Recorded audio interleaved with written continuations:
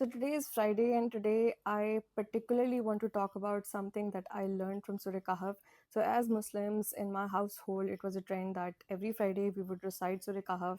For my non Muslim friends, I would like to share that Surah Kahf is a surah from the Quran, and it has a lot of stories, a lot of wisdom, a lot of things that are word of God, and we are supposed to learn from it and apply it in our real life. So, Surah Kahf is one particular surah from which I got a lot of inspiration to travel. And I applied that lens to that surah, that what kind of lessons are there in this surah that I could take with me as a traveler. And one particular story is of Dhul-Qarnayn. Now, there's a lot of debate about who this person actually is in history, but I'm going to leave that to the historians because there's a lot of debate. Some say he could be Alexander the Great, some other people say he could be someone else. So we're not getting into that right now, but just to focus on the story is when Allah tells us in the Quran that this person is given a lot of privilege and a lot of power. And just to quickly decode that, if I have to look at myself in today's day and age, if God talks about privilege in the Quran, I literally feel I have that privilege in my this life as well, because I just feel that everything that I need, Allah has provided me for. So I'm definitely one of the privileged people. So I immediately associate myself as someone who has all the reasons to be grateful, and also a lot of responsibility to make sure that life is led in a certain way, that all those privileges are applied in the right way. Having said that, uh, the story of Zulkarnain is such that he's traveling to different places, and God is like, if you go to a particular place, I'm giving you the power to behave with those people as you like. You could be good to them, you could be bad to them. I'm going to leave your leadership to decide. Now, coming back to today's world, there are so many times when we are traveling and we go meet different communities, and we get to interact with them as per what we want. And we just limit ourselves by saying that, you know what, we're just representing a certain gender or a religion or a country, and that's it. Whereas now, after reading a lot of these things, I've realized that we are literally representing humanity. We're literally representing our personal leadership and our take on life. Now, in this story, Zulkarnain goes to a village, you can say, and he sees that they're having certain problems, such as they don't have something to cover themselves from the sun. And he tends to help them. And he's like, you know what, I'm going to help you. And instantly, it brought me back to the realization that there's so many times we're traveling to different destinations and we come across problems that people over there face. And how many times do we actually stop by to pay attention and to see if there are resources that we carry that we can provide to them to help them? And it really made me change my perspective on traveling as well, that it's not just about me going to different places and collecting these pictures and videos and just saying that, you know what, I've been to this place, this place, it's fantastic. It's actually about leaving your own mark over there, and the best way you can do that is by providing that support as a gift to that community, because by the end of the day, we are guests uh, in the world of Allah, and we are definitely a guest in a certain destination, because what is a destination for us is actually a home to someone else.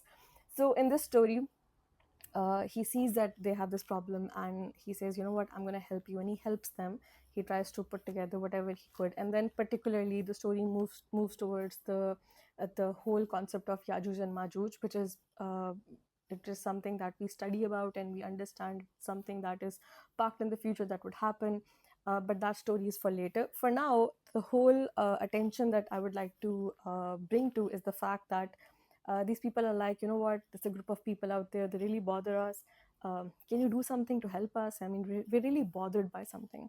And Zulkarnain says that, okay, fine, I'm going to help you.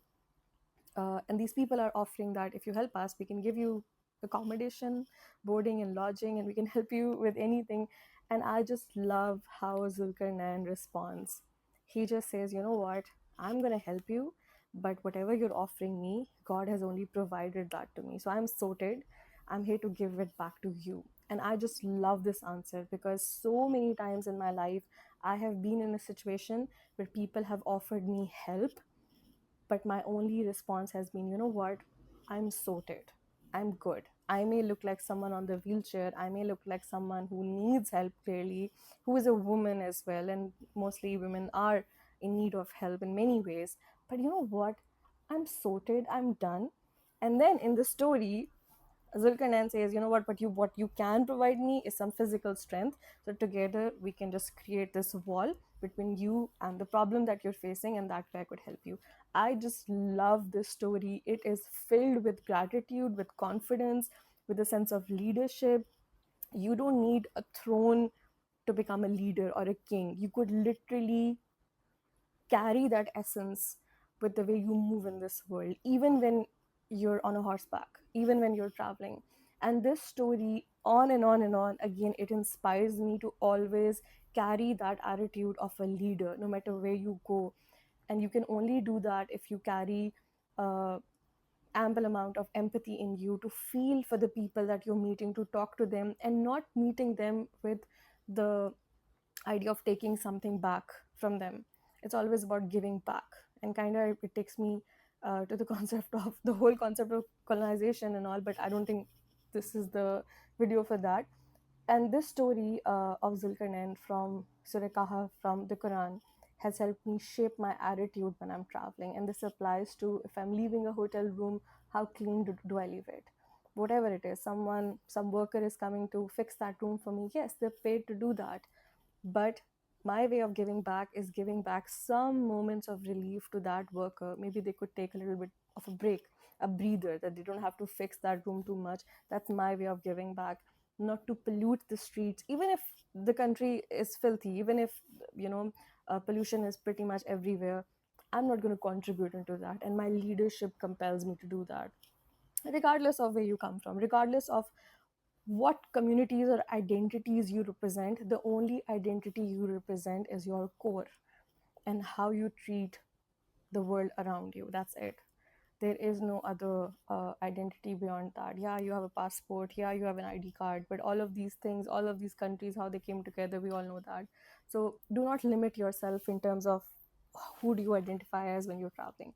You're just being yourself. So this story from Surah Kahf really inspired me, and I took it up as an attitude. At the same time, there was another story, and I think the whole surah is more like addressing the idea of curiosity. You know, we as humans are curious to learn, to get answers. And unfortunately, a lot of these things happen, but it also demands a lot of patience from us, and that is something we don't have because we think life is too short. We really want to get answers, but overall I've realized that there is power in curiosity, because on curiosity you not just find your own answers, you also find a lot of other things that you're not looking for. So patience and curiosity, deadly combination, but it's something that we could adopt and take it as a way of life. Now, for the second story is of Hazrat Musa, Prophet Musa, and we definitely regard him and love him as a prophet. And there's so many stories of Prophet Musa that I really enjoy, but this particular one from Surah Kahf is actually about him being curious, and he is literally asking God that I'm a prophet. I definitely need to know everything, right? I mean, I know everything, right? And God is like, no, there are other people out there far more knowledgeable than you are. And Prophet Musa is like, I would like to meet those people. Can you please take me to those people? And I love this because in my life, I actually made a prayer. I actually made a prayer that God, I want to meet people that you love and you've given special gifts to and power to. Can you please take me to them?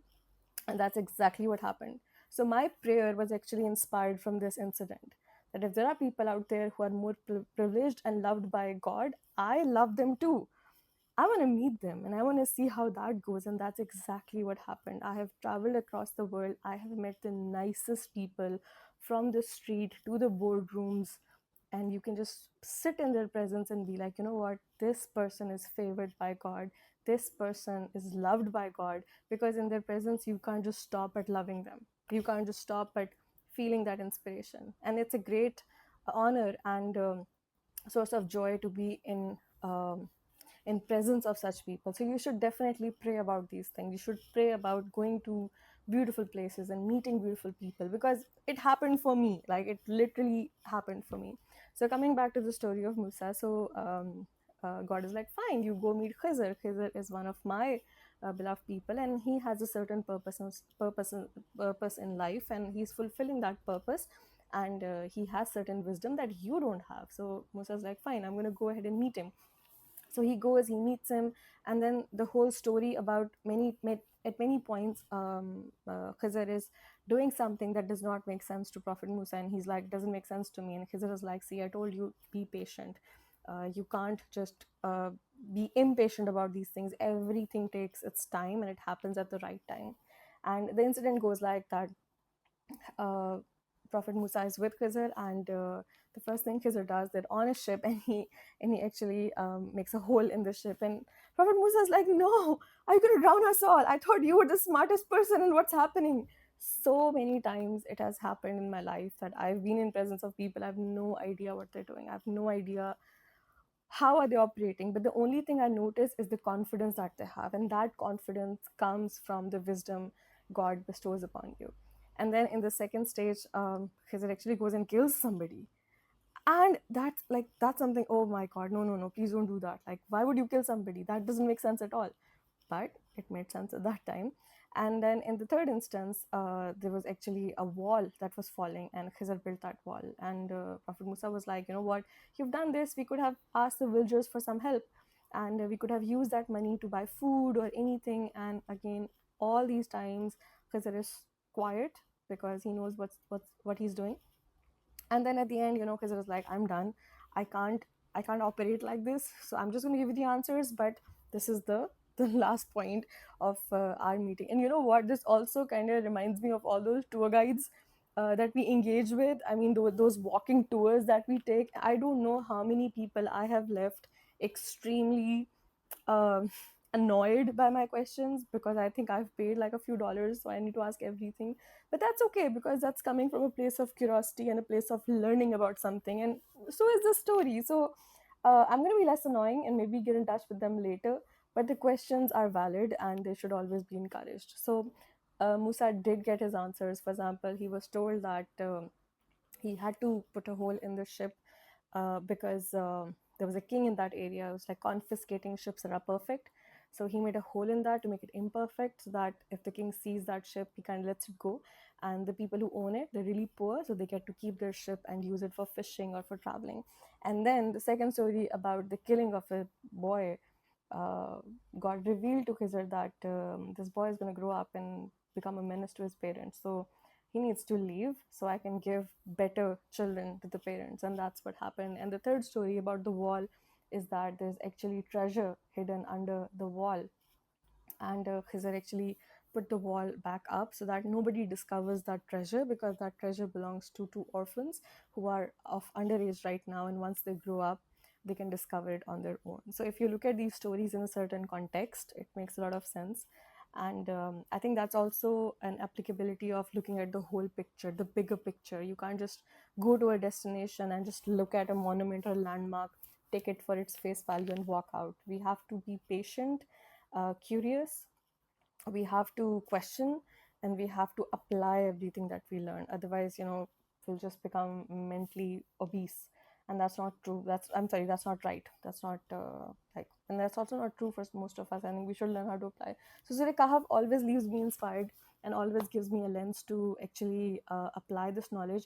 Even if you look at the story of companions of the cave from the same surah, it also kind of gives me that insight that there are many places around the world that we go to that are marked as touristic destination because something remarkable happened over there.